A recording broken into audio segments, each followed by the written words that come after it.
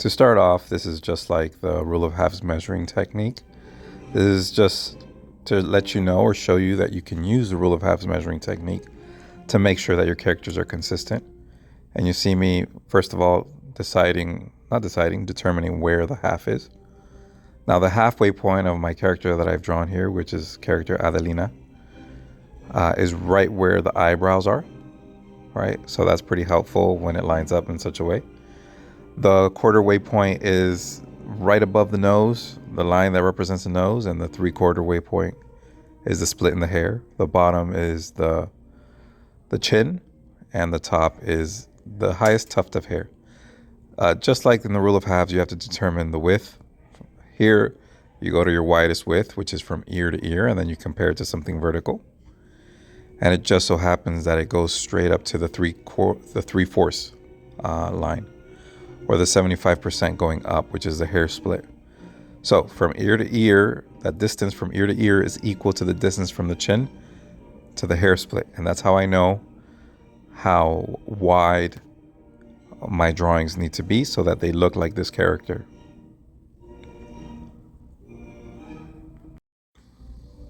Throughout this demonstration, I'm going to draw the character and showing different emotions.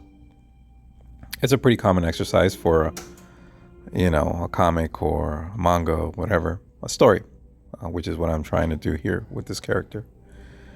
And like I said, you use the rule of halves to help you make the character consistent. Here I've spaced out my different sections, and I've written out for you so it helps you to understand what I'm doing. Like I said, the eyebrows are the midway point. The top of the nose is the quarter waypoint. Now, just because you have these measurements doesn't mean that it's going to be perfect. Like this drawing, I do tweak it until it looks more and more like the character. It's more and more, I'm more and more happy with it. Make the ears bigger, the eyes bigger, etc., etc. This whole assignment is really meant to be a reference sheet. You're creating a reference sheet for yourself, for your future self. So whenever you need your character to show the emotion in the story, you pull up this reference sheet and there you go. It shouldn't be exact every time. Like you could use it exactly once, but your character should, when they're angry, they should look a little different from time to time. The emotions that you show should be relevant to your character.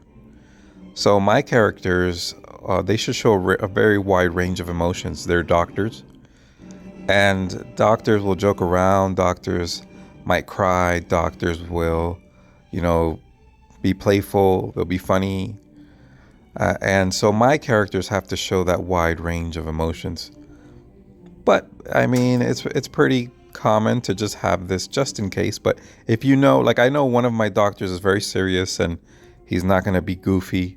Will I draw the goofy face anyways? Yeah, I don't know. Maybe I will, just because drawing this also brings me some type of, relief. It is therapy after all.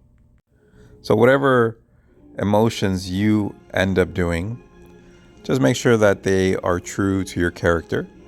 And even if you make some that aren't true to your character, it's a reference sheet at the end of the day. It doesn't mean that you necessarily have to use it. It could just exist. Those tweaks that you saw me do throughout, they're necessary. And I'm not an expert by any means. So I know that I still have mistakes. I'll probably always have mistakes. But those tweaks are necessary because even though the nose might be in the same spot, if your character is too thin or too wide, then it might look like their sister or their brother or their mother. And on that note, that's a good way to make a sister, a mother, or a brother.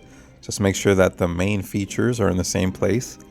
Increase the length, either, from the top of the head to the chin or from ear to ear. So it's changed ever so slightly, and that's how you could get a resemblance between characters.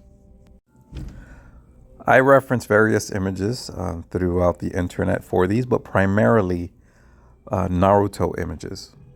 So this character in particular, who is named Adelina Ainz, I referenced a lot of Sakura emotions from the series Naruto. But you could see that the character doesn't look like Sakura. And even then it was a younger Sakura. So I think I'm okay with the copyright. It's just it was inspired by, it wasn't a direct copy.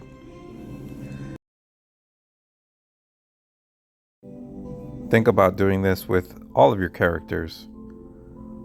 I tell my students, well, maybe you'll be busy doing your career if you've decided not to be an artist, but you have lots of talent. If you create this type of thing, it certainly lends itself to contracting an artist to work on it for you. And then maybe the story can get done,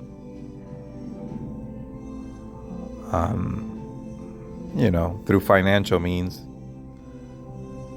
Another thing is maybe AI will reach a point where you'll be able to provide this information for the AI and the story can also happen. Right now, as of, what is it, May 2024, AI is okay, but it's not there yet. Like, you can't just give it these drawings and ask it to create a series for you. I don't know if it'll ever get there. I hope it does. Maybe I can make this series happen with a little bit more ease. This is the last look. I do have to say I've referenced Naruto for most of these. This one, I didn't reference Naruto. I had to make it up myself. So that was a bit of a challenge, but I used photos from several different sources to try and make up the ones that I didn't have a good reference for. And it's supposed to be disgust. I think it's a good expression. I'm not convinced it's disgust. It looks like a mobster, like, what did you say to me, type of look. Let's take a look at them up close. Oh, and if I didn't say it before yet, you should do this for all of your characters. And here in a moment, you'll see I did it for at least one other. And they're both characters of the same series. All right, guys, have a good one.